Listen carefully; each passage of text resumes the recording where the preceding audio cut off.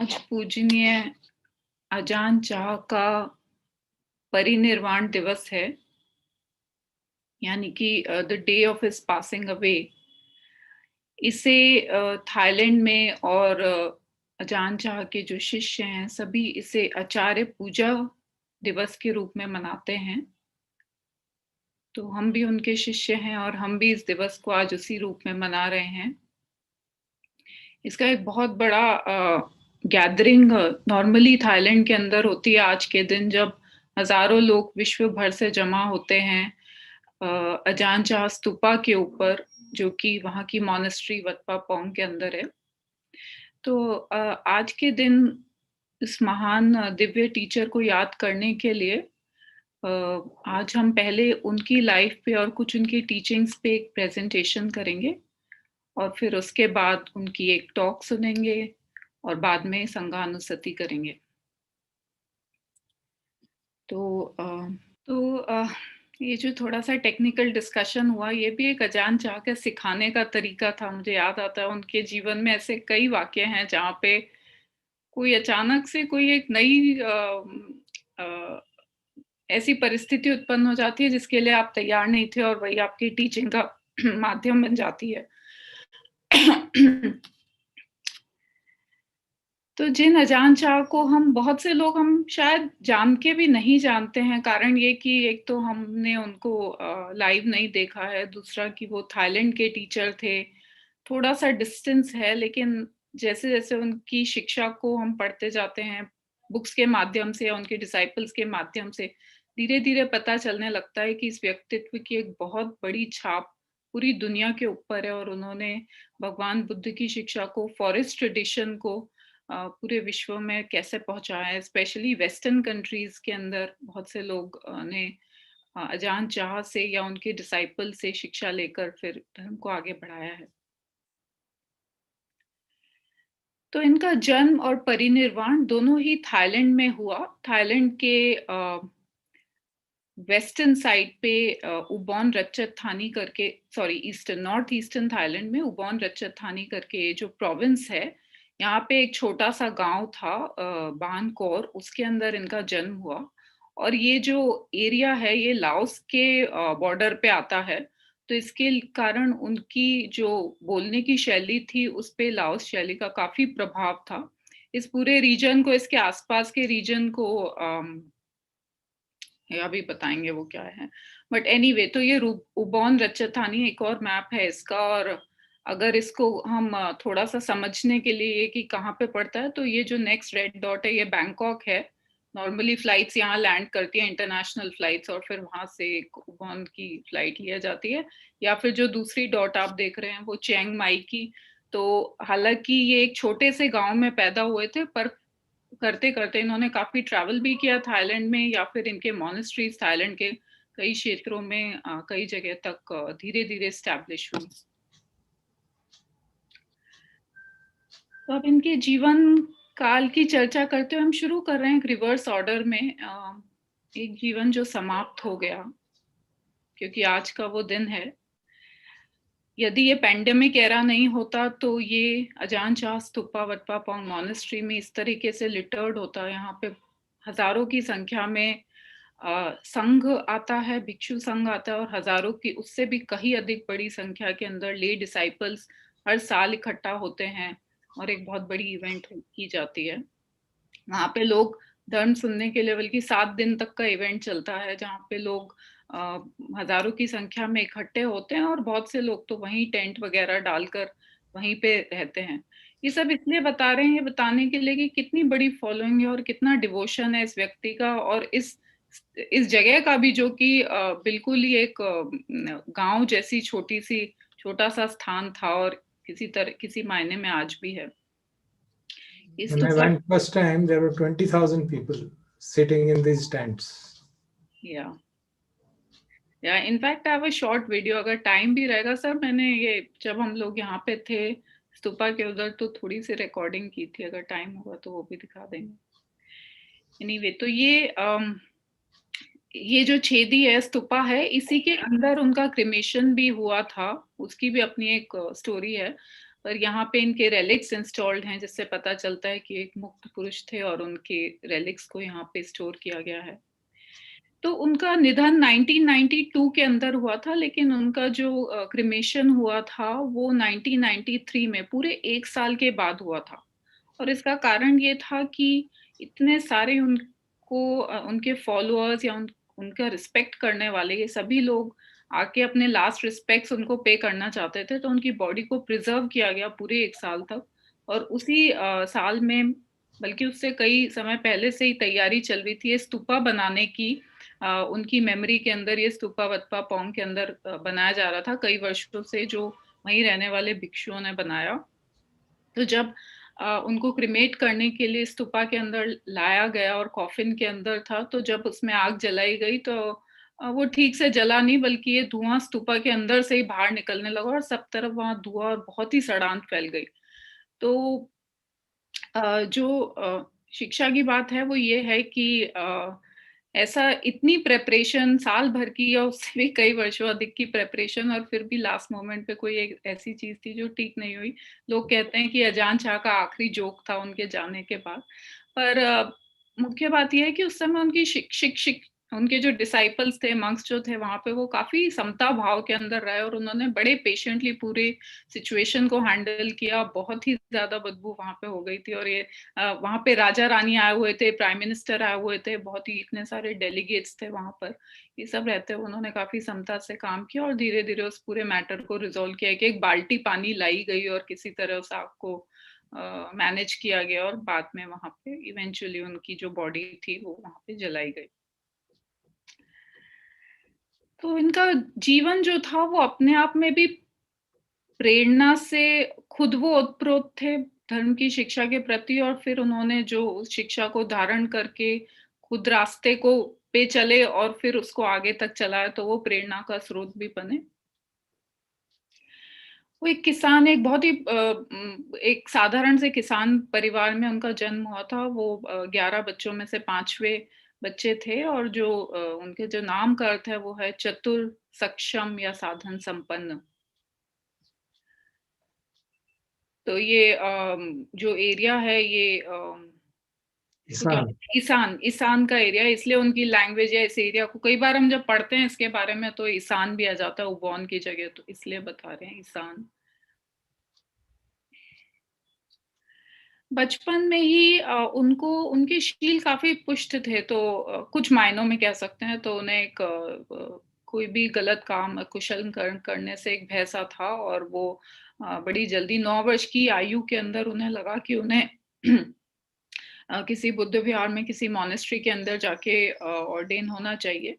वैसे तो थाईलैंड और जो बुद्धिस्ट कंट्रीज होती है वहां पे ये एक प्रथा भी है, लेकिन यहाँ पे ऐसा नहीं था कि उनके पेरेंट्स उन्हें भेज रहे थे। उन्होंने खुद ने ही 9 वर्ष की आयु में ऐसा डिसाइड किया कि अब वो मॉनेस्ट्री जाना चाहते हैं, और वो वहाँ की एक कोई विलेज मॉनेस्ट्री के अंदर चले गए, जो कि थाईलैंड में काफी सारी ऐसे विलेज मॉनेस्ट्रीज होती हैं।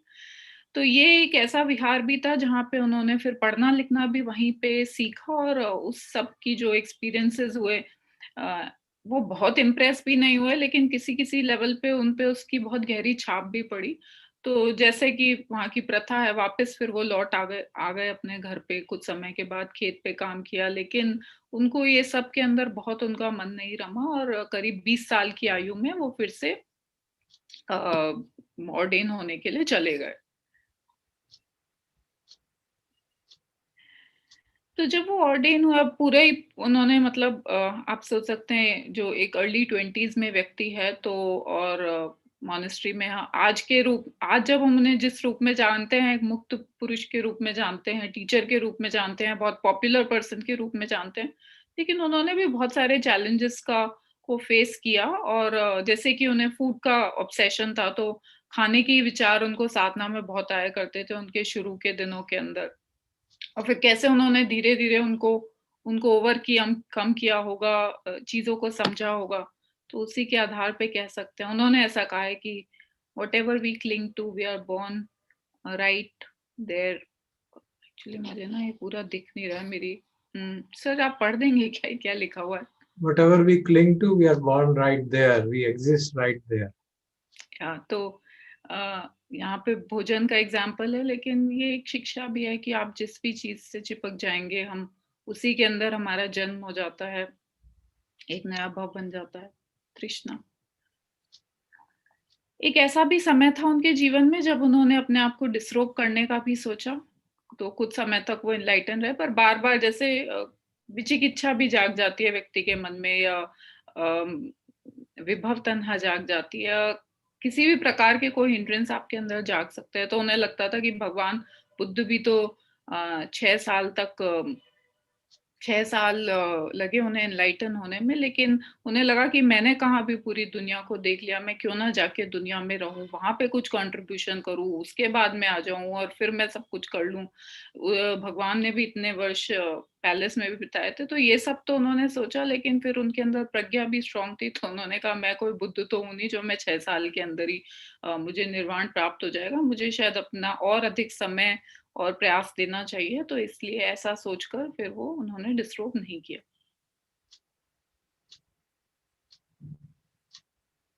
Sir please, could you please read this? मैं उसका ट्रांसलेशन हिंदी में कर देता हूँ। हाँ जी। कि जिसमें निरंतर सती रहती है वो हमेशा भगवान की शिक्षा सुनता रहता है, क्योंकि धर्म तो हमेशा वही रहता है। आंख जब देखती है वो धर्म है, कान सुनता है वो भी धर्म है, क्योंकि धर्म का मतलब है वस्तुनिष्ठ रियलिटी क्या है।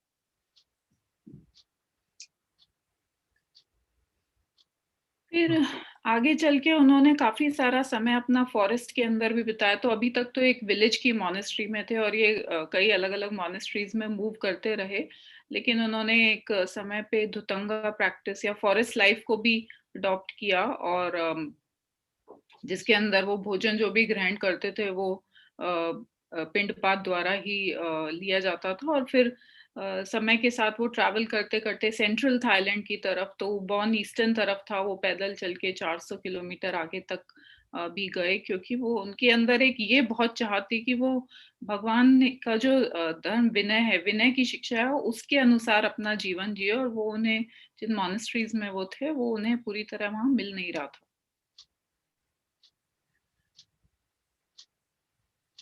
उनका संपर्क लुंगपो मुन से हुआ, जो कि एक बहुत ही फियर्स टीचर के रूप में जाने जाते हैं, और इनकी साइकिक पावर्स काफी स्ट्रांग थी।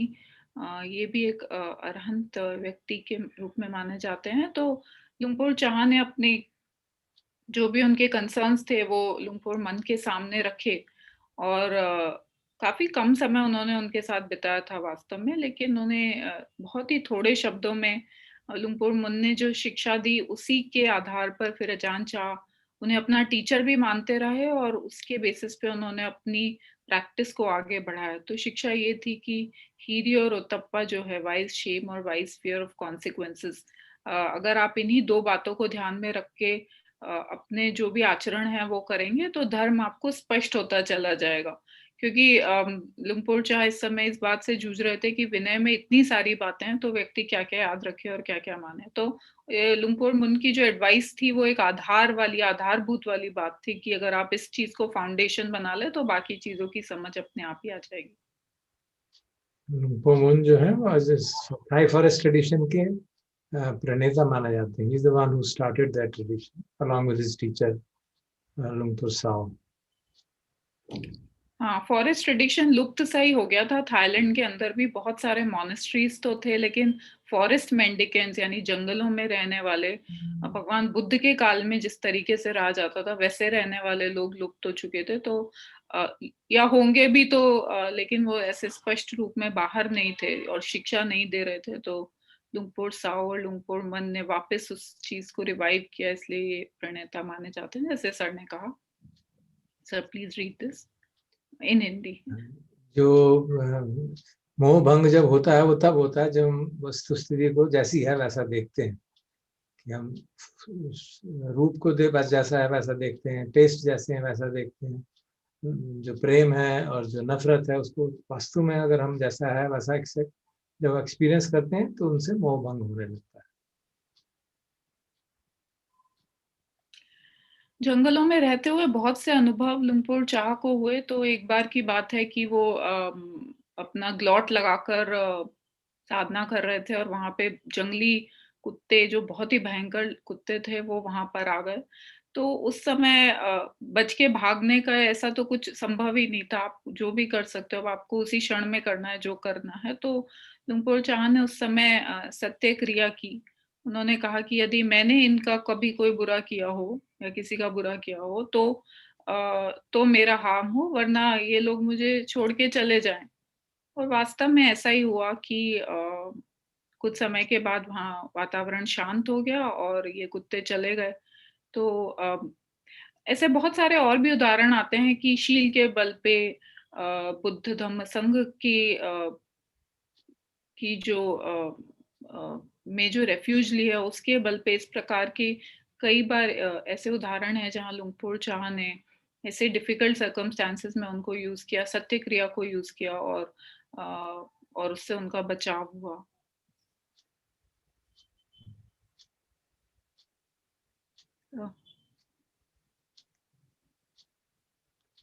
देखिए उनकी थोड़ी कोटेशंस हैं कि लोग जो है जीवन में बिल्कुल अंधकार की तरह, एक अंधों की तरह चलते हैं। और जैसे कोई लोग पार्टी कर रहे हो और ये भूल जाते हैं कि मृत्यु भी आने वाली है, और खाना खाते तो हम इतना खाएंगे कि भूल जाएंगे कि इसके बाद हमें कहीं और भी जाना, टॉयलेट भी जाना पड़ सकता है कि कौन सी चीज क्या है। इतनी छोटी छोटी बातें भी समझ नहीं आती क्योंकि सजग नहीं रहते हैं। बेसिकली सजगता के बारे में भगवान अजान चाह काफी, जैसे पहले भी आया, सती के बारे में बहुत, सती बाहर भी और अंदर भी उसके बारे में काफी स्ट्रेस करते थे।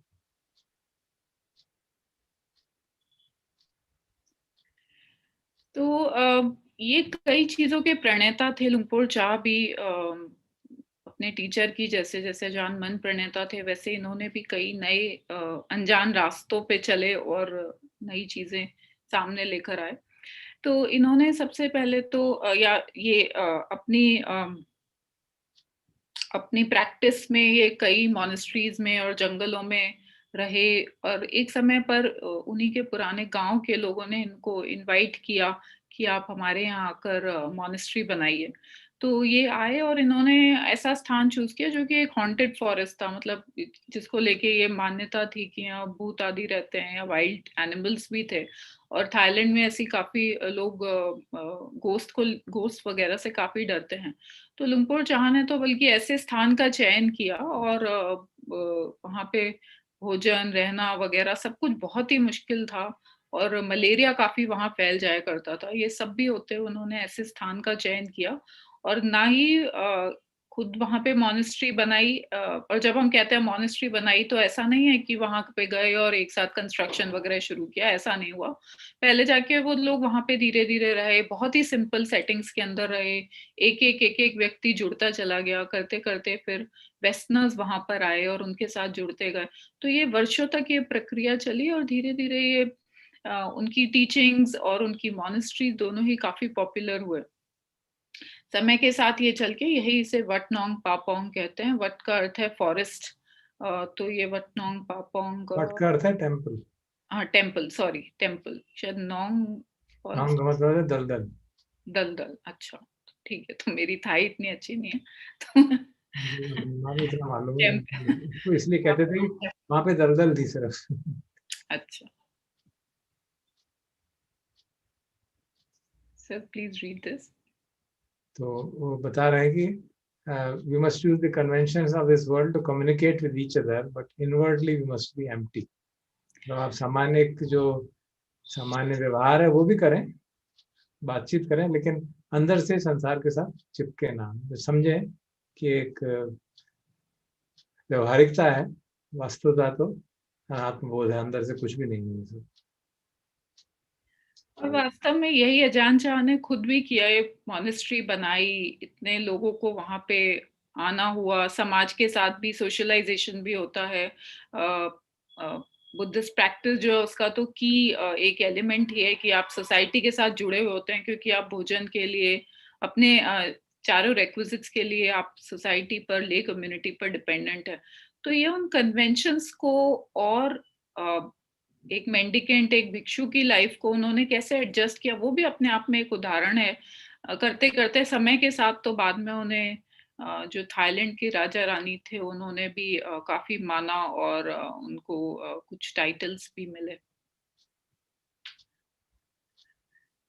तो इस मॉनेस्ट्री का जीवन कोई आसान तो था नहीं, और लुंगपोर चाह के जो सिखाने का तरीका था वो भी काफी क्रिएटिव था। वो ऐसा नहीं है कि सिर्फ एक बात बोलकर ही शिक्षा सिखाते थे, बहुत सारी चीजें जीवनचर्या के साथ सिखाई जाती थी। हमने इसकी बहुत सारी स्टडीज, हमने स्टिलनेस फ्लोइंग की रीडिंग्स हम कुछ संडेज को करते ही हैं।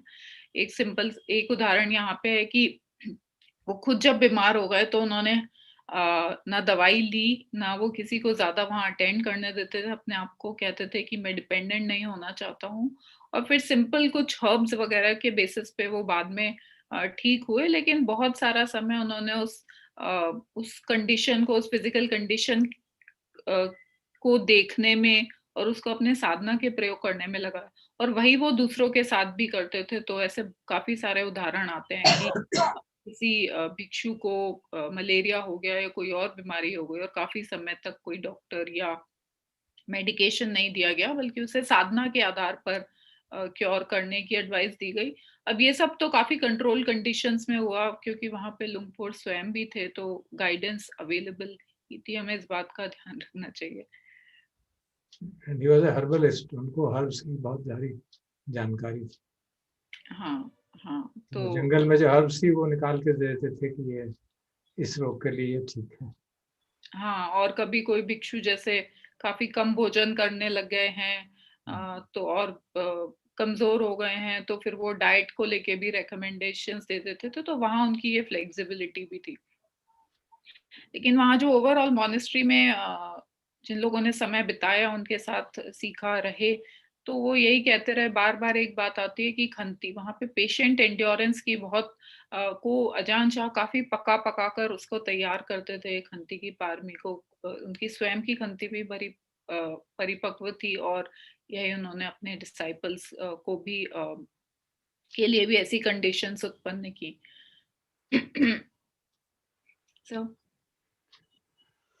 चाहे आप अपने आप को कितना भी कोशिश कर लो मुक्त करने की, लेकिन जब तक आप मुक्ति का सुख की, उसकी मुक्ति का महत्व और दुख का जो बंधन का जो दुख है उसको ठीक से समझोगे नहीं, तब तक आप त्याग नहीं कर सकते। तो बहुत आवश्यक है कि जो इच्छाओं की जो त्याग की बात है उसकी महत्व को हम से पहले समझें, और तब जाके हम ठीक से प्रैक्टिस कर पाएंगे।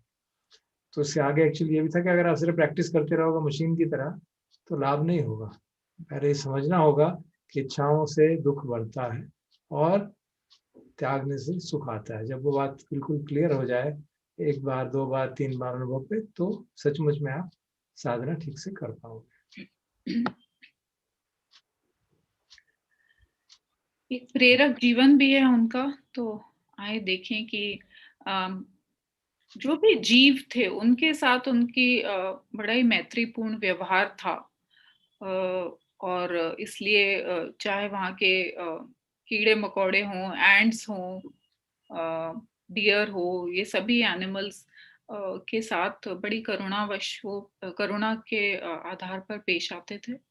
तो ये उसका और उसका दूसरा स्पेक्ट्रम है कि अगर कोई किसी भिक्षु को ऐसा देखते थे जो इधर उधर कुछ गॉसिप करो, स्पेशली एक गॉसिप जो धर्म के रास्ते पे होती है, कि वो कौन किस कहाँ तक पहुंचा, किस लेवल पर पहुंचा, मैं किस लेवल पर हूँ, दूसरा कहाँ पे पहुंचा। जैसे हम क्लास में करते हैं कि फर्स्ट रैंक किसकी आई, सेकंड किसकी आई, वैसे ये मोनास्टिक लाइफ का भी एक या धर्म के पद पे भी हम देखते ही हैं। तो यदि कोई मंक उनसे आके ऐसे पूछता था किसी दूसरे के बारे में कि ये व्यक्ति कौन सी स्टेज पे है, तो वो उसको उसी की तरफ पॉइंट कर देते थे कि दूसरों की जगह तरफ देखने के बजाय अपने ही आप चित्त के अंदर देखिए। और मुझे ध्यान आती है उनकी एक बात की, एक टॉक में ये भी बात आई थी कि आप 90% आप अपने आप को देखिए, 10% ही दूसरों को देखिए, तो ही आपकी साधना ठीक होगी। सर, इसको आप कुछ और एक्सप्लेन करना चाहेंगे? दूसरों को देखने से तुम्हारा क्या भला होगा कि वो कहाँ तक पहुंचा है, तुम कहाँ पहुंचे उस पर देखो। तुम्हारे में लोभ है क्या, तुम्हारे में द्वेष है क्या, तुम्हारे में मोह है, वो जानो ना। वो महत्वपूर्ण बात है। तो उनके बहुत से क्वालिटीज जो कि उनके साथ जो लोग रहे वो बताते हैं, और अब हम उनकी बुक्स, उनके शब्दों को पढ़कर भी देख सकते हैं। प्रेरणादायक व्यक्तित्व, जोशीले, उनमें बहुत ही जोश था, पैशन। इस वर्ड को हम किसी मंक के साथ एसोसिएट ना करें, लेकिन ये इसका मतलब है कि काफी एनर्जी थी अपने खुद की प्रैक्टिस के प्रति भी, दूसरों को सिखाने के प्रति भी, धर्म के प्रति वीर्य, का। उनसे जो हमारे मेंटल फैक्टर्स है उसमें वीर्य फैक्टर का। धीरे, संतोष, कंटेंटमेंट, समता, हास्य वृत्ति, ह्यूमर से भी वो काफी कुछ सिखा देते थे। व्यक्तित्व, उनकी अपनी एक पर्सनालिटी थी, तो उनके खुद की पर्सनालिटी के भी कैरेक्टरिस्टिक्स थे। भले ही वो एक मुक्त व्यक्ति हैं, लेकिन साथ में उनका अपना भी एक इतना जोशीला व्यक्तित्व था। कई बार हम पढ़ते हैं कि वो जब किसी रूम में आते थे तो उसकी एनर्जी बदल जाती थी, या व्यक्ति जब उनके साथ समय स्पेंड करता था तो एक अलग सा अनुभव होता था। तो काफी हालांकि वो एक शॉर्ट हाइटेड पर्सन थे, लेकिन जब वो किसी कमरे में आते थे तो अपने आप ही सहज ही हर किसी का अटेंशन उनकी तरफ चला जाता था। बहुत ही अच्छे वक्ता भी थे वो। स्वतंत्रता की क्वालिटी उनमें काफी स्ट्रांग थी, और प्रखर व्यक्तित्व। ये कुछ ही एडजेक्टिव्स हैं, कुछ ही विशेषण हैं, उनके लिए और भी बहुत कुछ है, पर यहाँ पे थोड़ा ही कवर किया है। 1973 में उन्हें रॉयल टाइटल दिया गया, और उनके जीवन काल में एक जो प्रमुख घटना हुई वो ये थी कि कैसे वेस्टर्नर्स जो थे वो इनकी तरफ प्रभावित होकर, अट्रैक्ट होकर कैसे आए, और फिर कैसे थाईलैंड से फिर ये फॉरेस्ट ट्रेडिशन बाकी दुनिया में फैला। तो 1967 के अंदर अजान सुमेधो जो थे वो पहले किसी दूसरी मॉनेस्ट्री के अंदर ऑर्डेन हो चुके थे, लेकिन फिर वहां पे वो फुली सेटिस्फाइड नहीं थे, और उन्होंने किसी से सुना इस मॉनेस्ट्री के बारे में और अजान चाह के बारे में, तो ये खिंचे चले आए वहां पर। उससे पहले ये लाओस के आसपास किसी मॉनेस्ट्री में रहते थे। समय के साथ अब अजान सुमेधो जो थे उन्हें थाई भाषा नहीं आती थी।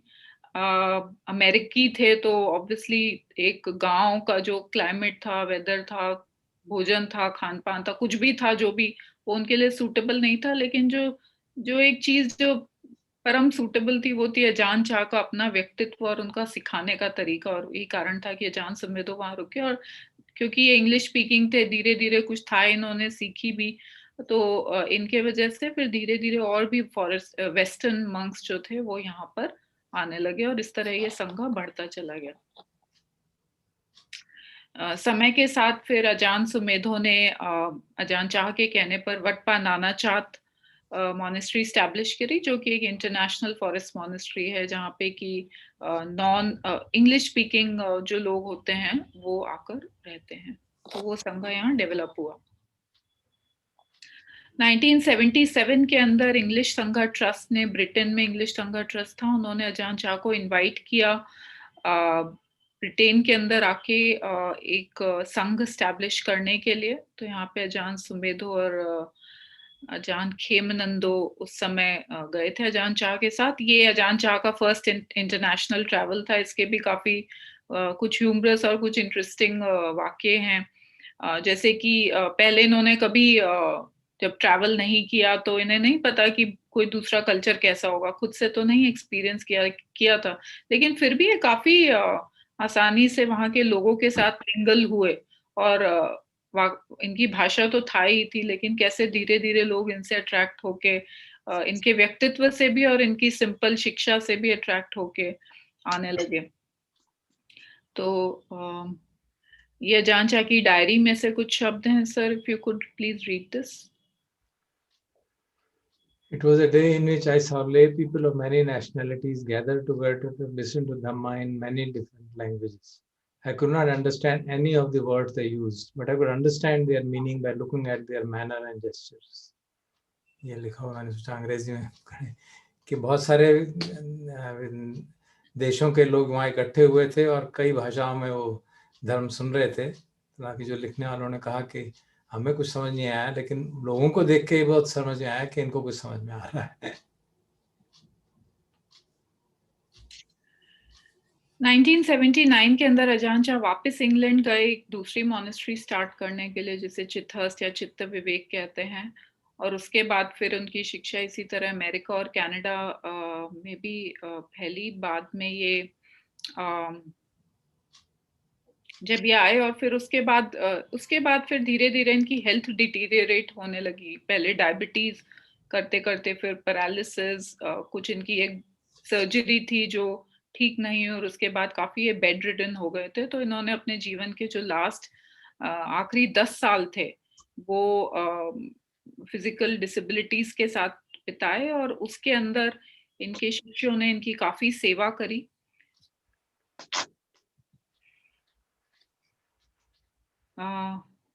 तो ये एक जो बहुत ही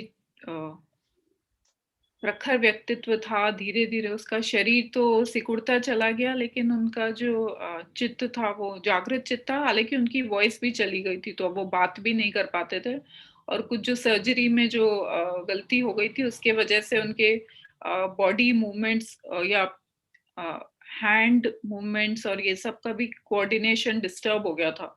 तो अब अगर किसी एक चीज की तरफ पॉइंट करना चाहते थे तो वो ब्रेन का, क्योंकि कोऑर्डिनेशन नहीं था, वो किसी और की तरफ पॉइंट कर देते थे। तो ये बात उनके साथ जो उनके सेवा कर रहे थे उन्हीं लोगों को समझ में आई थी। पर ऐसे उनके 10 साल गुजरे काफी फिजिकल ऐसी स्टेट के अंदर। पर उनकी भी शिक्षा तो वही है कि शरीर भले ही छूट रहा है, लेकिन चित्त जो है वो नहीं, वो फिर भी उनके साथ था, उसकी क्लैरिटी उनके साथ ही थी। ये फोटो उनका जो इस समय की है, जब मतलब ये इस रूम के अंदर ये रहते थे, तो इसकी बाहर से फोटो ली गई थी, और बाद में यही व्यक्ति जो यहाँ पे रहता था उसी के शरीर के अंश रेलिक्स के रूप में कन्वर्ट हुए। So mindfulness is life. Whenever we don't have mindfulness, when we are heedless, it is as if we are dead. तो ये धम्मपद की जो गाथा है उसका ट्रांसलेशन। तो ये है एक सूर्य जो शीतलता से भरा हुआ है। ये उनकी कुटी है बतवा पौंग के अंदर, पुरानी कुटी, एक्चुअली पुरानी फोटो है ये। इसी के साथ ये प्रेजेंटेशन समाप्त होता है। तो अब हम अजान चाह की एक टॉक सुनेंगे जो कि अजान अम्ब्रो ने के शब्दों में उन्होंने अपनी वॉइस दी है। इसको थाई भाषा से ये इंग्लिश में ट्रांसलेट की गई थी। मैं वो चला रही हूँ।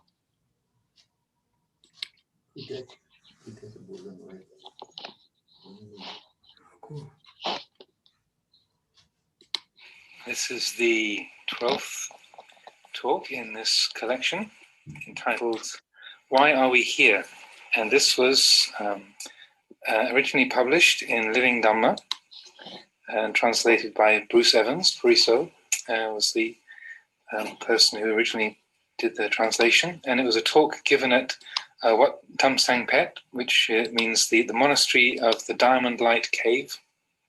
And it was to a group of visiting lay people, and it was during the Rains Retreat of 1981. So this was very shortly before Ajahn Chah's health broke down. It was during that Vasa, that Rains Retreat, that he fell seriously ill and was taken off to Bangkok, and then his health degenerated steadily over the next few months. So this is one of the very last recorded actual Dhamma talks of Ajahn Chah. This was, if not the last one, when he actually gave a formal teaching, and it was recorded. So it was very close to his sort of final expression of guidance and instruction to people. Why are we here? This rains retreat, I don't have much strength. I'm not well, so I've come up to this mountain here to get some fresh air.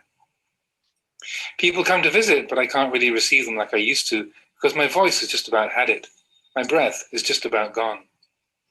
You can count it as a blessing that there is still this body sitting here for you all to see now. This is a blessing in itself. Soon you won't see it.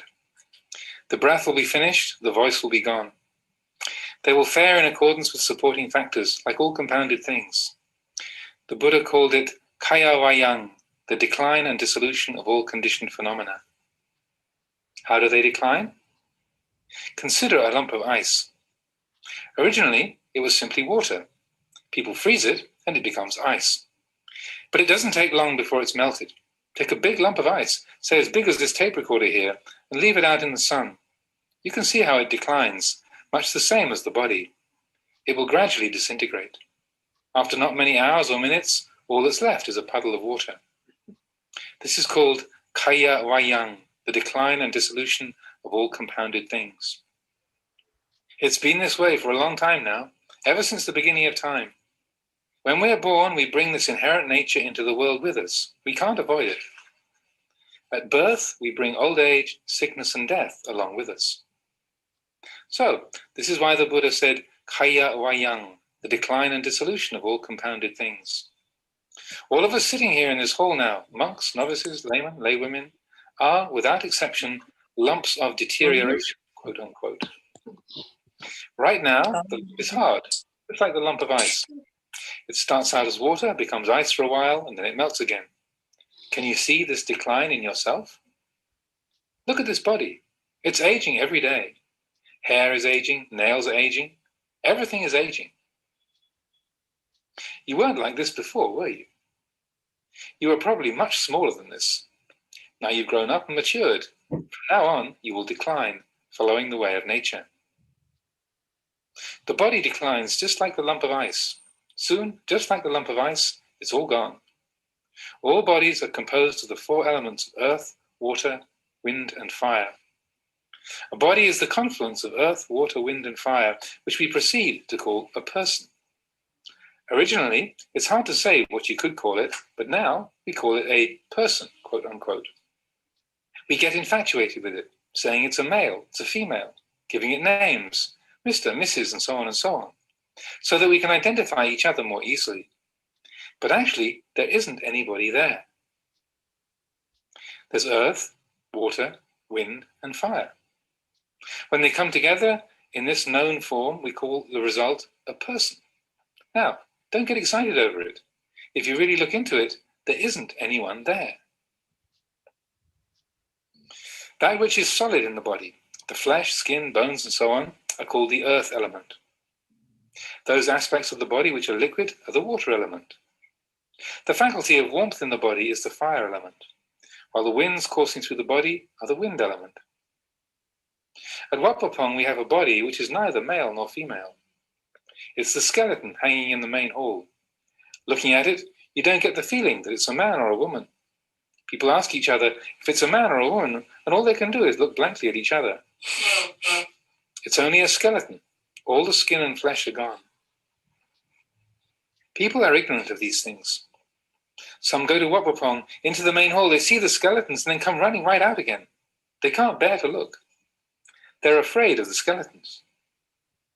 I figure these people have never seen themselves before. Because they're afraid of the skeletons, they don't reflect on the great value of a skeleton. To get to the monastery, they had to ride in a car or walk. If they didn't have bones, how would they be? Would they be able to walk about like that? But they ride their cars to Wat Pah Pong, go in the main hall, see the skeleton, and run straight back out again. They've never seen such a thing before. They're born with it, and yet they've never seen it. It's very fortunate that they have a chance to see it now. Even older people see the skeleton and get scared. What's all the fuss about? This shows that they're not at all in touch with themselves. They don't really know themselves. Maybe they go home and still can't sleep for 3 or 4 days, and yet they're sleeping with a skeleton. They get dressed with it, eat food with it, do everything with it, and yet they're scared of it. This shows how out of touch people are with themselves. How pitiful. They're always looking outwards, at trees, at other people, at external objects, saying, this one's big, that's small, that's short, that's long. They're so busy looking at other things, they never see themselves. To be honest, people are really pitiful. They have no refuge. In the ordination ceremonies, the ordinees must learn the 5 basic meditation themes: Kesa, head hair; Loma, body hair; Nakha, nails; Danta, teeth. Tacho, skin. Some of the students and educated people snigger to themselves when they hear this part of the ordination ceremony. What's the Ajahn trying to teach us here? Teaching us about hair? When we've had it for ages. He doesn't have to teach us about this. We know it already. Why bother teaching us about something that we already know? Dim people are like this. They think that they can see the hair already. I tell them that when I say to see the hair, I mean to see it as it really is. See body hair as it really is. See nails and teeth and skin as they really are. That's what I call seeing. Not seeing in a superficial way, but seeing in accordance with the truth. We wouldn't be so sunk up to the ears in things if we could see things as they really are. Hair, nails, teeth, and skin. What are they really like? Are they pretty? Are they clean? Do they have any real substance? Are they stable? No, there's nothing to them. They're not pretty, but we imagine them to be so. They're not substantial, but we imagine them to be so. Hair, nails, teeth, skin. People are really hooked onto these things. The Buddha established these things as the basic themes for meditation. He taught us to know these things. They are transient, imperfect, and ownerless. They are not me or them. We are born with them and deluded by these things.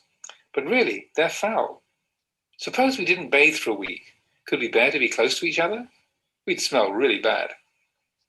When people sweat a lot, just as when a lot of people are working hard together, the smell is awful. We go back home and rub ourselves down with soap and water and the smell abates somewhat. The fragrance of the soap replaces it.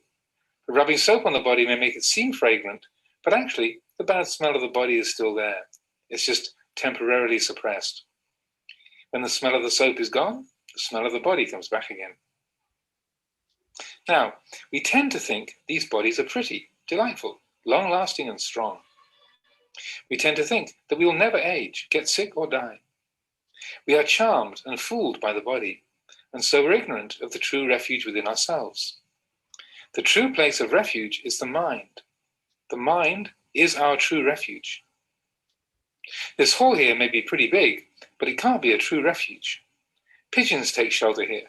Geckos take shelter here. Lizards take shelter here. We may think that the hall belongs to us, but it doesn't. We live here together with everything else. This is only a temporary shelter. Soon we must leave it. People take these shelters for refuge. So the Buddha said to find your refuge. That means to find your real heart. This heart is very important.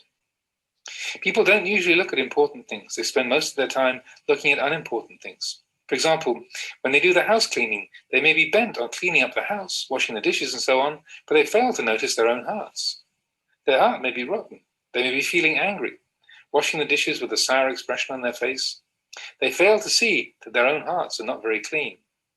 This is what I call taking a temporary shelter for a refuge. They beautify the house and home, but they don't think of beautifying their own hearts. They don't examine suffering. The heart is the important thing. The Buddha taught to find a refuge within your own heart. Attahi atano nato. Make yourself a refuge unto yourself. Who else can be your refuge? The true refuge is the heart, nothing else. You may try to depend on other things, but they aren't a sure thing. You can only really depend on other things if you already have a refuge within yourself. You must have your own refuge first before you can depend on anything else, be it a teacher, family, friends, or relatives. So, all of you, both lay people and homeless ones who have come to visit today, please consider this teaching. Ask yourselves, who am I? Why am I here? Ask yourselves, why was I born? Some people don't know. They want to be happy, but the suffering never stops. Rich or poor, young or old, they suffer just the same. It's all suffering. And why? Because they have no wisdom. The poor are unhappy because they don't have enough, and the rich are unhappy because they have too much to look after. In the past, as a young novice, I gave a Dhamma discourse. I talked about the happiness of wealth and possessions, having servants and so on.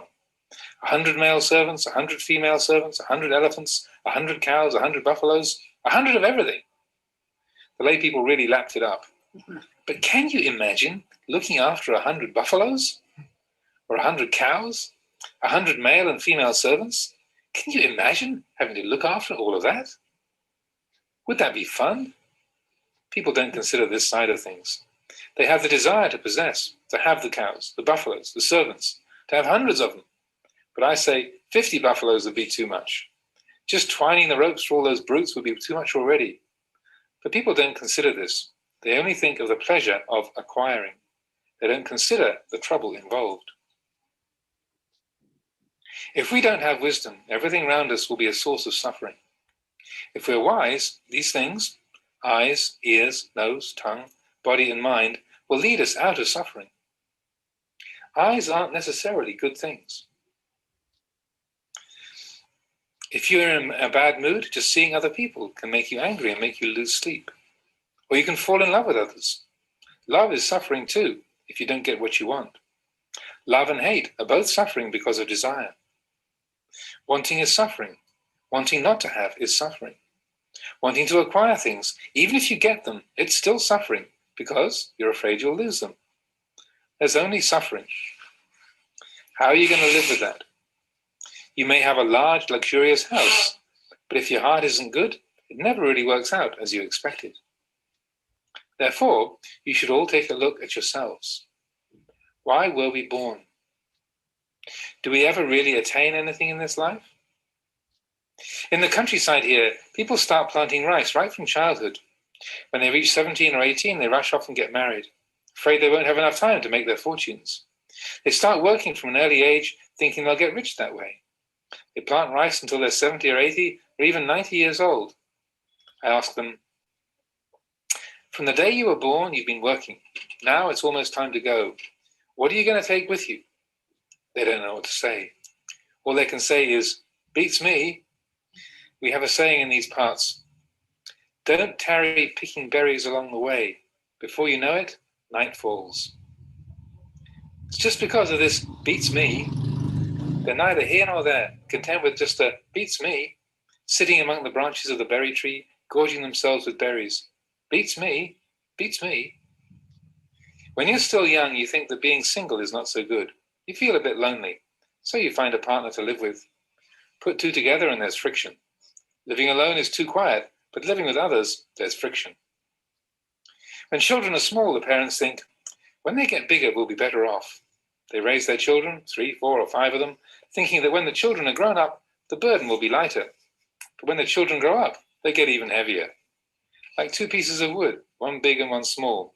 You throw away the small one and take the bigger one, thinking it'll be lighter. But of course, it's not. When children are small, they don't bother you very much. Just a ball of rice and a banana now and then.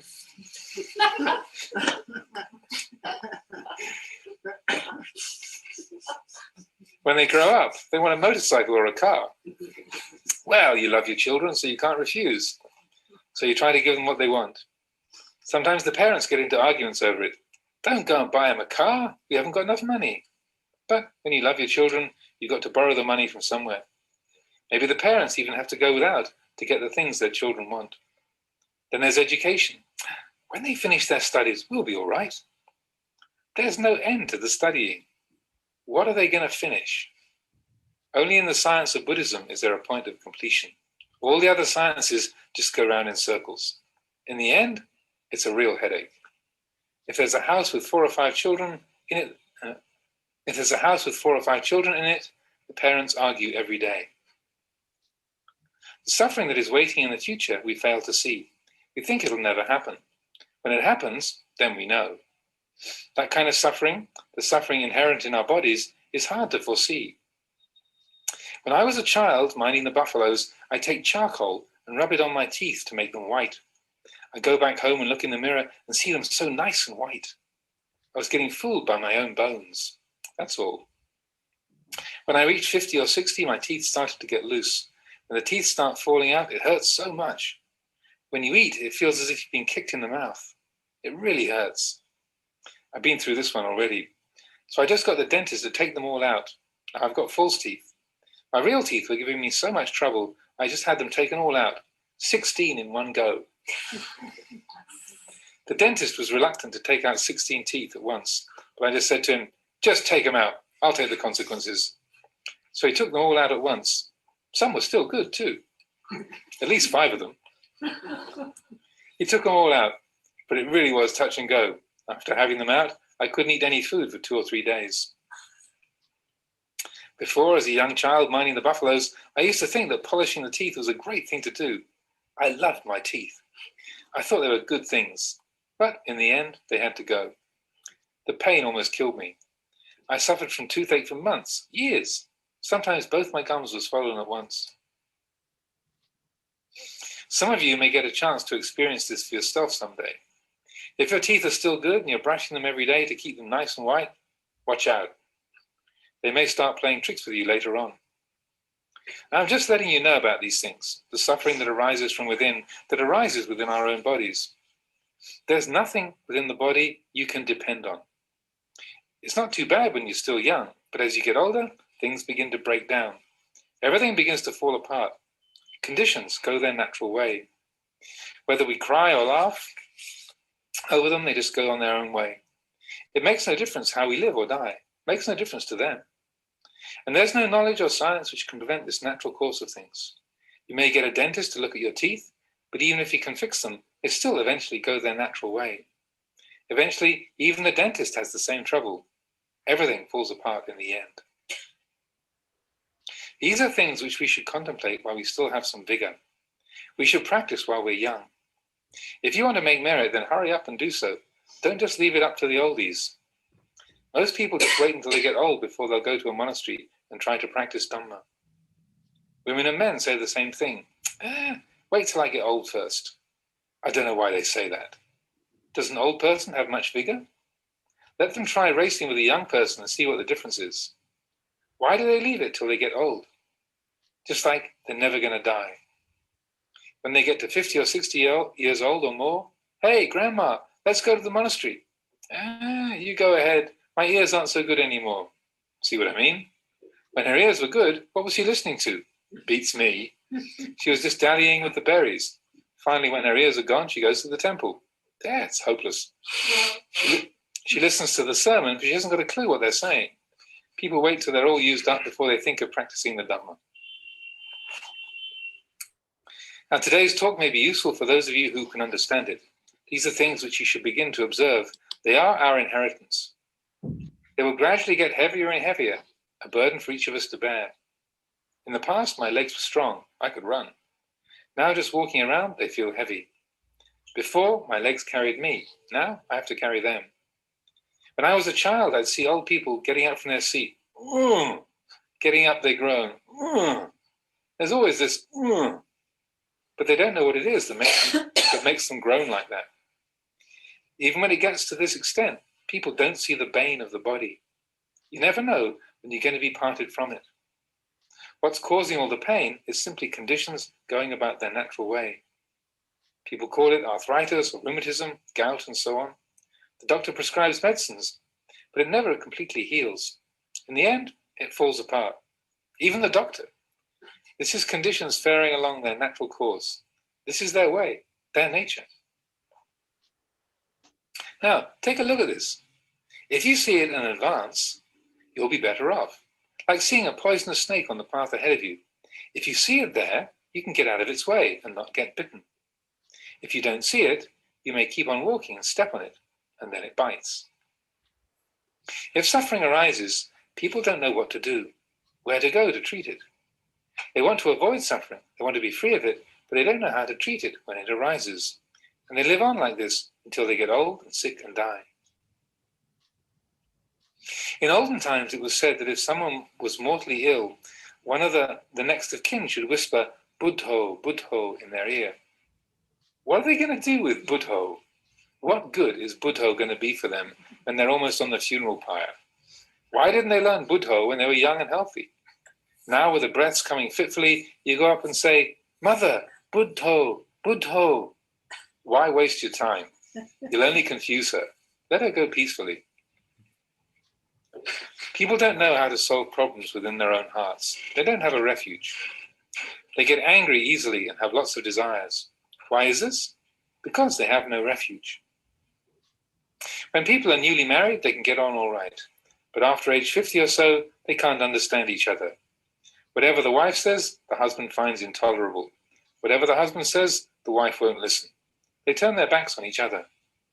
Now, I'm just talking because I've never had a family. Why haven't I had a family? Just looking at this word household, I knew what it was all about. So this is a play on words in the Thai language here, which is based on the word for family, which is krok krua, which literally means a kitchen frame or a roasting circle. In the English translation, we've opted for a corresponding English word rather than attempt a literal translation of the Thai. So it's like the krua is to cook, and the krok is like a surrounding area. So like you said, a roasting circle or a kitchen frame.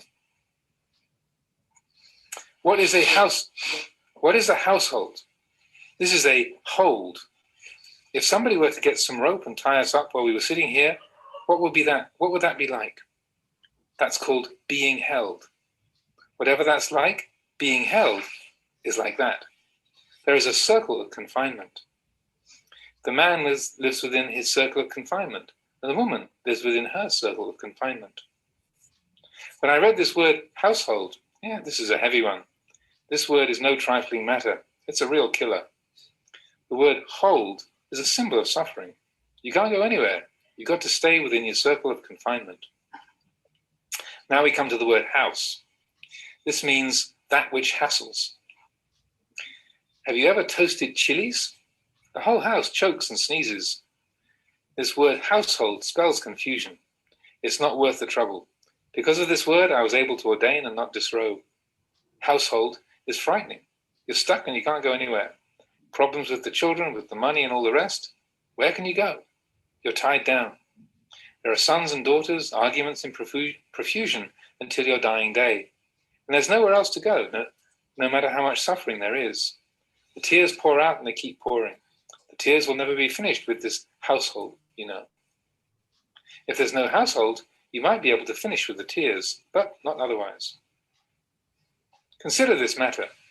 If you haven't come across it yet, you may later on. Some people have experienced it already to a certain extent. Some are already at the end of their tether. Will I stay or will I go? At Wat Pah Pong, there are about 70 or 80 kutis, huts for the monastics to live in. When they're almost full, I tell the monk in charge to keep a few empty, just in case somebody has an argument with their spouse. Sure enough, in no long time, a lady will arrive with her bags. I'm fed up with the world, Luang Por. Whoa, don't say that. Those words are really heavy. And the husband comes and says he's fed up too. After 2 or 3 days in the monastery, their world weariness disappears. They say they're fed up, but they're just fooling themselves. And they go off to a kuti and sit in the quiet by themselves. After a while, the thoughts come, when is the wife going to come and ask me to go home? They don't really know what's going on. What is this world weariness of theirs? They get upset over something and come running to the monastery. At home, everything looked wrong. The husband was wrong, the wife was wrong. But after 3 days of quiet thinking, the wife was right after all. It was I who was wrong. Hubby was right. I shouldn't have got so upset. They changed sides. This is how it is. That's why I don't take the world too seriously. I know its ins and outs already. That's why I've chosen to live as a monk. I would like to present today's talk to you for your homework. Whether you're in the fields or working in the city, take these words and consider them. Why was I born? What can I take with me? Ask yourselves over and over. If you ask yourself these questions often, you'll become wise. If you don't reflect on these things, you will remain ignorant. Listen to today's talk. You may get some understanding. If not, then maybe when you go home. Perhaps this evening, when you're listening to the talk, everything is subdued, but maybe things are waiting for you in the car. When you get in the car, it may get in with you. When you get home, it may all become clear. Oh, that's what Luang Por meant. I couldn't see it before. I think that's enough for today. If I talk too long, this old body gets tired. Anyone?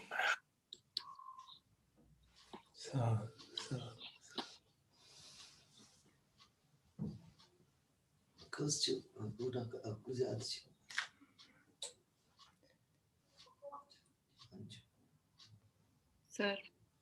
Ji संघानुसति।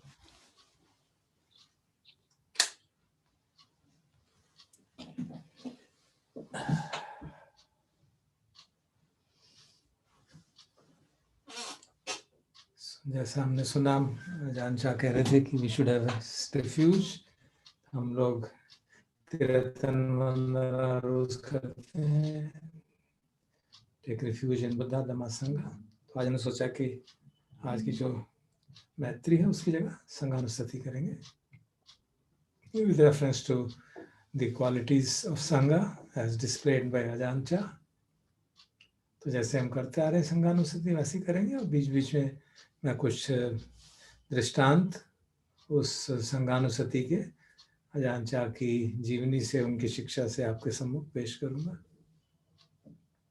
2 minute थोड़ा शांत हो जाएं, तो जो सुना है उसको absorb कर लेते हैं, फिर आगे शुरू करेंगे।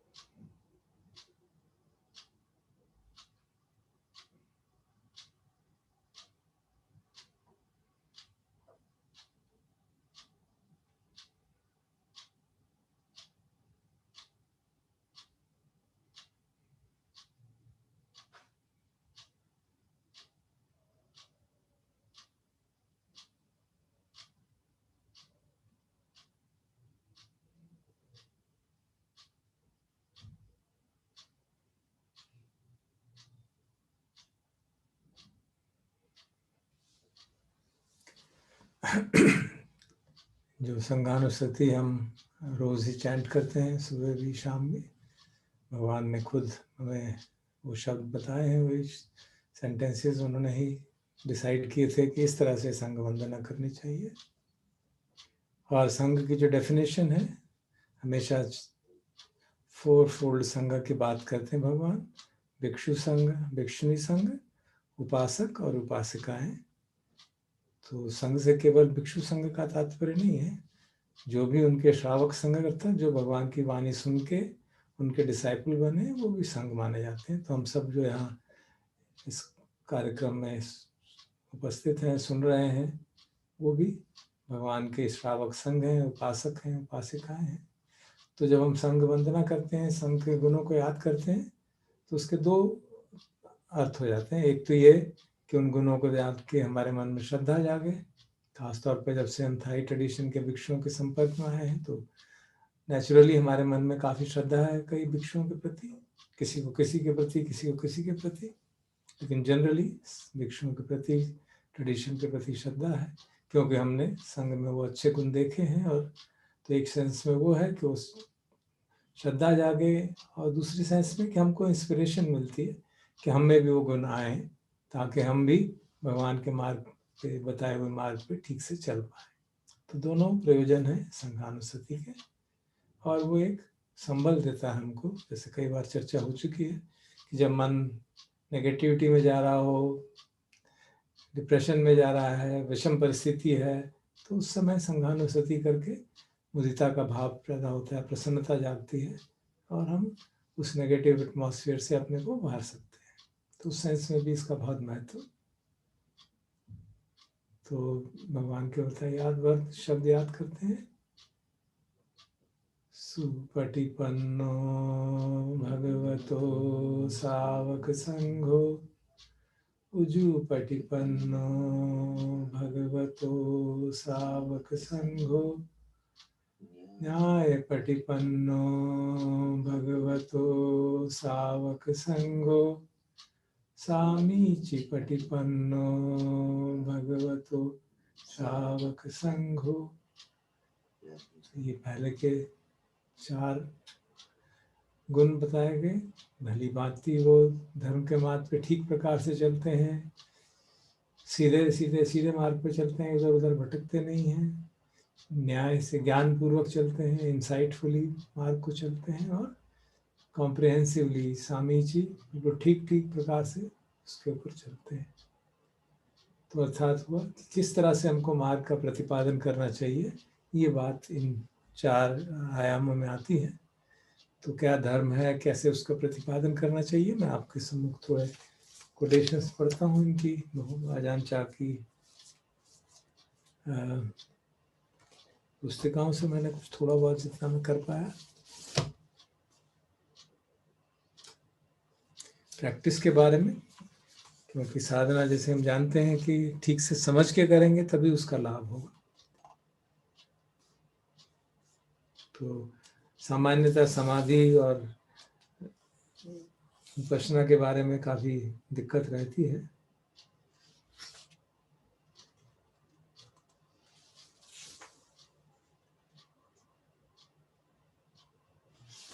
तो मैं एक उदाहरण पढ़ रहा हूँ उनका शिक्षा के बारे में, समाधि और विपश्यना के बारे में।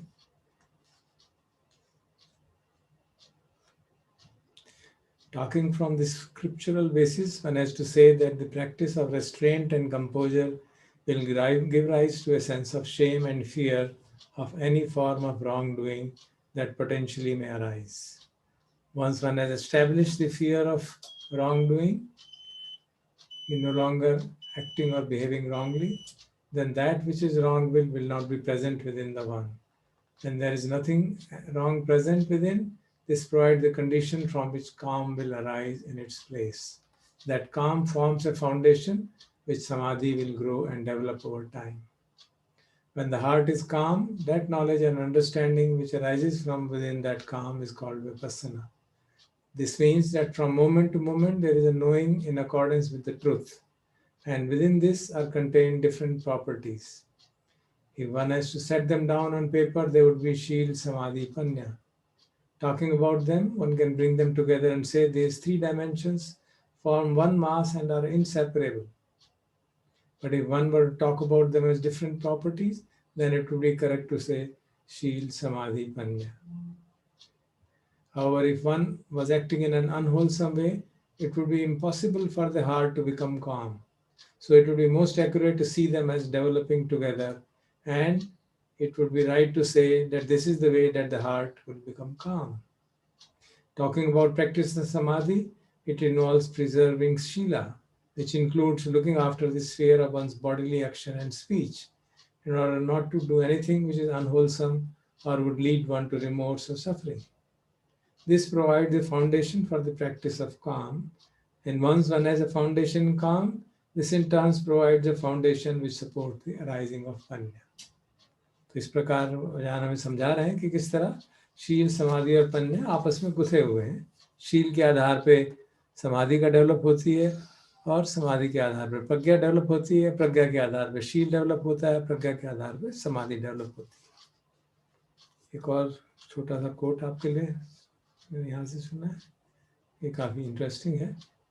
वो पहले प्रवचन की बात, अन्या कंडा कुंडलिया की बात बता रहे हैं कि जब वो पहले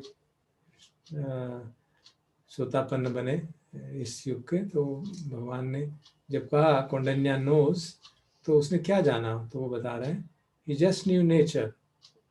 Usually we get lost in nature as with the body of ours. Earth, water, fire and wind come together to make this body. It is an aspect of nature, a material object we can see with the eye. It exists depending on food, growing and changing until finally it reaches extinction. Coming inwards, that which watches over the body is consciousness. Just this one who knows this single awareness. If it receives through the eye, it is called seeing. If it receives through the ear, it's called hearing. Through the nose, it's called smelling, and so on. This consciousness is just one, but when it functions at different places, we call it different things. Through the eye, we call it one thing. Through the ear, we call it another. But whether it functions at eye, ear, nose, tongue, body, or mind, it's just one awareness. Following the scriptures, we call it 6 consciousnesses, but in reality, there is only one consciousness arising at these 6 different bases. There are 6 doors, but a single awareness, which is this very mind. तो ये core teaching जो Ajay Thai forest tradition की वो उसको समझा रहे हैं.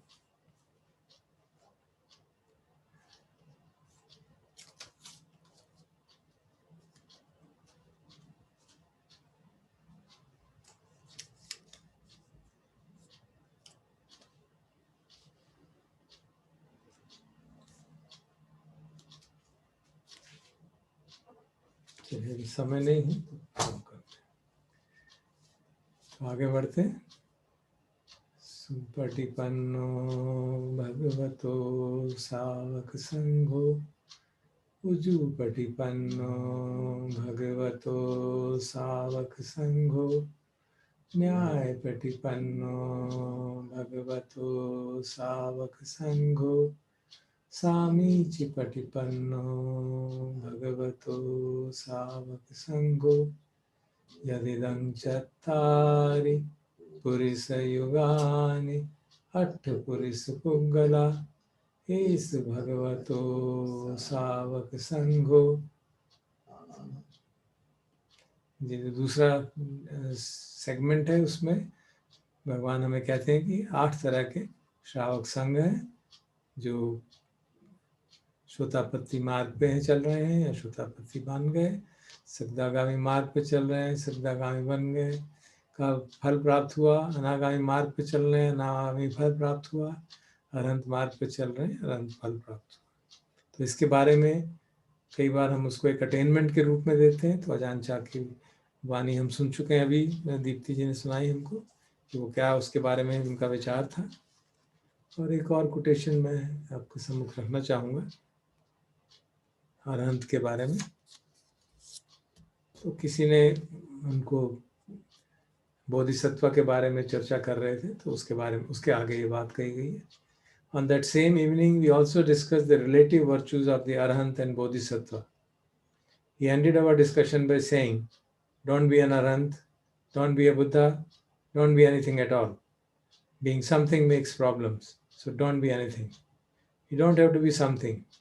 He doesn't have to be something. I don't have to be something. He paused and then said, sometimes when I think about it, I don't want to say anything. तो आप समझ सकते हैं वो कितनी स्ट्रांगली इस टेंडेंसी को avoid करना चाहते थे कि हम कहाँ पहुँचे और अरहंत हैं कि श्रोतापन है कि सगदागामी है क्या.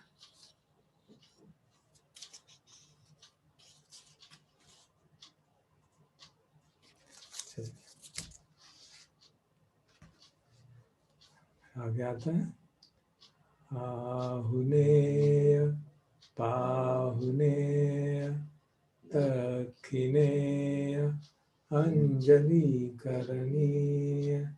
तो ये स्वाभाविक है कि जब ऐसे संघ के हम दर्शन करें, उनके साथ हमारा सानिध्य हो, उनसे धर्म चर्चा हो, तो हमारे मन में श्रद्धा जागती है. उनका आतिथ्य करने का, उनका सत्कार करने का, उनको दक्षिणा देने का स्वतः ही मन में भाव जागता है. और हम में से अधिकतर लोग जानते हैं जब पिछले 2018, 2019, 2020 में तो सिर्फ शुरू में हो पाया, किस तरह से विभिन्न जगह से, इंग्लैंड से, थाईलैंड से लोग आए धम्मारामा में, और कैसे हमको अत्यंत हर्ष और एक सुअवसर मिला उनके सानिध्य का, और कैसे मन में श्रद्धा जागती थी. उनका आदर सत्कार सदा ही होता था, हमें कुछ करने की ज़रूरत नहीं पड़ती, हमें बुलाना नहीं पड़ता था कि हम उनका सत्कार करें, उनका आतिथ्य करें. हम किस तरह से हम कोशिश करते थे कि वो हमारे घर भी आएँ एक बार भोजन के लिए. तो ये सब बातें हम अपने अनुभव से इसको कोरैबोरेट कर सकते हैं. इसके आगे का जो पोर्शन है अनुत्तरं पुण्यक्षेत्रं लोक नहीं सॉरी बीच का एक छूट गया मैं शुरू से करता हूँ सुपटिपन्नो भगवतो सावक संगो उजुपटिपन्नो भगवतो सावक संगो न्यायपटिपन्नो भगवतो सावक संगो समीचीपटिपन्नो भगवतो सावक संगो यदिदं चत्तारि पुरुषयुगानि अट्ठपुरुषपुग्गला एष भगवतो सावक संघो आहुनेय आहुनेय दक्षिणेय अंजलिकरणीय अनुत्तरं पुण्यक्षेत्रं लोकसाति। तो पुण्य के एक अद्वितीय क्षेत्र हैं और जो महान अरहंत होते हैं, जो महान शिक्षक होते हैं, उनमें वो बुद्ध के गुण भी आ जाते हैं जो हम भगवान बुद्ध के गुणों में सुनते हैं। अनुत्तरं पुरुष धम्म सारथी, तो लोगों को ट्रेन करने में उनके अनपैरेलल्ड ट्रेनिंग की एबिलिटी है कि कैसा साधक है, किस तरह से उसको साधना सिखानी चाहिए। वो एक बहुत महान एबिलिटी जो बहुत कम लोगों में होती है, वो भी हम पाते हैं अजान चा के जीवनी से। उसके कुछ उदाहरण आपके सम्मुख में रखना चाहूँगा, कैसे वो ट्रेनिंग करते थे। पहला जो उनका ट्रेनिंग करवाने का जो तरीका था, उसका मुख्य उद्देश्य ऐसा था, he encouraged people to put themselves in situations where they were afraid. He would send people who were afraid of ghosts to sit outside at night in the charnel ground. तो ये लेखक लिख रहे हैं, Jack Kornfield, I would go sometimes not because I was afraid of ghosts, but otherwise because it was a way of showing off. But for them, it was really scary. Or he had people go away into the forest and meditate and face the fear of tigers. The spirit of practice was to really make yourself work with things to overcome them. He pushed you into what you disliked. If you like to be alone in forest, you are assigned to a city monastery in Bangkok. If you liked the city and the easy life and good food, you would send to some impoverished forest monastery where there were just rice and tree leaves to eat. Of course, he's using the word, he was a real rascal.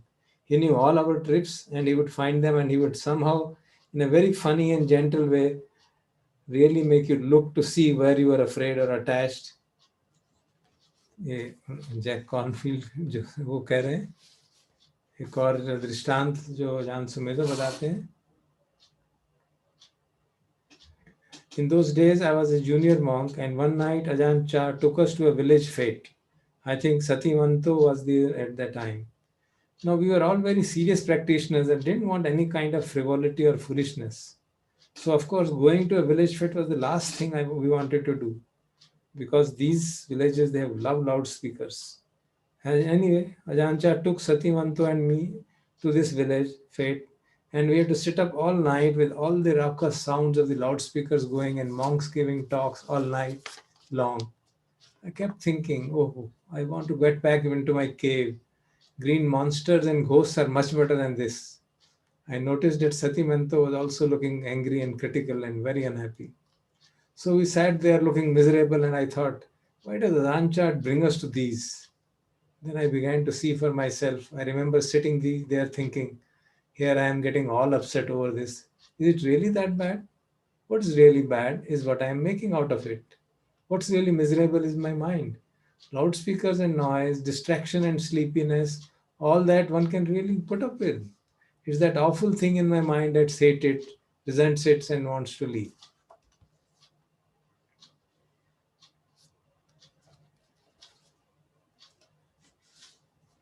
एक और जो उनका बहुत interesting aspect था कि वो लोगों के डिसीजन उनके लिए कभी नहीं लेते थे. He would give them various options and say you have to decide what you want to do. एक दृष्टांत अजान अमरू अपना बताते हैं कि जब वो 1 साल वहाँ हो गया था उनको थाईलैंड में करीब, तो उनके पिताजी को हार्ट अटैक हो गया. उनको मैसेज आया कि हार्ट अटैक है, तो उनको लगा मुझे वापस जाना चाहिए। तो उन्होंने अजान शाह के पास गए और उनसे कहा कि मेरे ऐसी परिस्थिति हो गई है, और कहा कि मेरे भी एक ही वासा हुआ है, मैं बिल्कुल जूनियर मॉन्क हूँ और इंग्लैंड से हूँ, तो मैं इंग्लैंड जाऊँ तो क्या करूँ, वहाँ पे किस तरह से जाना हो, क्योंकि पहले 5 साल तक बगैर टीचर की परमिशन के आप कहीं नहीं जा सकते, और नॉर्मली बाहर लंबे समय तक जाना अलाउड नहीं होता। तो कहते हैं कि उन्होंने 20 मिनट तक बोला, लंबी स्पीच दी, क्योंकि वो थाई में थी तो मालूम नहीं थी, तो ट्रांसलेशन एक सीनियर टीचर थे अजान जागरो, तो उन्होंने कहा कि भाई उन्होंने 4 चीज़ें कही हैं कि मैं ट्रांसलेट कर रहा हूँ, तुम इंग्लैंड जाओ, अपने परिवार के साथ रहो, और जब वो कहाँ काम ठीक हो जाए तो अजान सुमेधो को जाकर प्रणाम करो और फिर वापस इंग्लैंड आ जाओ। एक ये ऑप्शन है। दूसरा ऑप्शन है कि तुम इंग्लैंड जाओ, फैमिली के साथ रहो, उनकी सेवा करो, जब काम खत्म हो जाए तो अजान सुमेधो के साथ जाके 1 साल रहो, और फिर देखना कि तुम बाहर इंग्लैंड थाईलैंड वापस आ जाना। तीसरा ऑप्शन ये है कि इंग्लैंड जाओ, फैमिली की सेवा करो, और फिर अजान सुमेधो के जब पास जाओ और उनकी सहायता करो मोनेस्ट्री बनाने में। अगर लगे कि तो बहुत मुश्किल काम है तब तुम आ जाना। और चौथा उन्होंने कहा कि इंग्लैंड जाओ, जब फैमिली की सेवा हो जाए तो अजान सुमेधो का साथ रहो और या वापस मत आना। तो कहते हैं कि मैं देखता रहा, वो बिल्कुल शांत चित्त से चारों बातें कह गए और कहा कि अब तुम्हें डिसाइड करना है कि क्या करना है, क्या नहीं करना। So this is one of the very rare traits of a enlightened person, कि he can train the people, his disciples, in an appropriate manner. So I think I'll stop it. Time ज़्यादा नहीं है, so I'll stop it here. For 2 minutes, keep quiet and pay our respects from the heart to the great teachers, जिनके disciples के माध्यम से हमको एक नई दृष्टि मिली है धर्म के मार्ग में। ओपन अवेयरनेस की बात, सिंगल अवेयरनेस की बात, एक अवेकन्ड अवेयरनेस की बात जो यूनिक है इस ट्रेडिशन की और जो हमको अपील करती है। So we silently pay our respects for a minute and then we'll do the closing homage.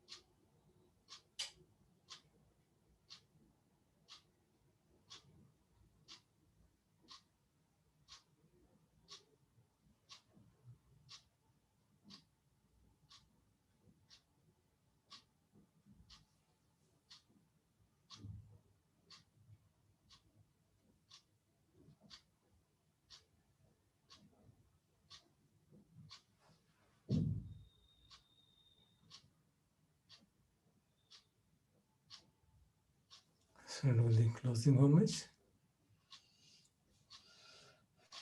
Bhavatu sabba mangalam rakhantu sabba devata sabba buddhanubhavena sada sutti bhavantu te.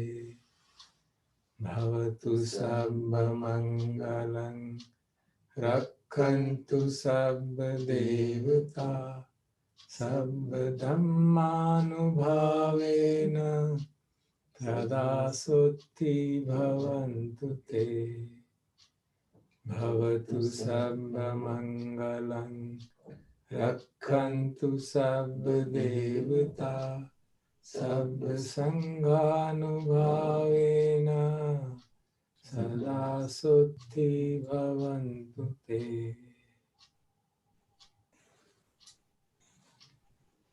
Arahant Samma Sambuddho Bhagava Buddhang Bhagavantam Abhivademi. Sakato Bhagavata Dhammo Dhammang Nasami Supatipanno Bhagavato Savak Sangho Sanghang Namami.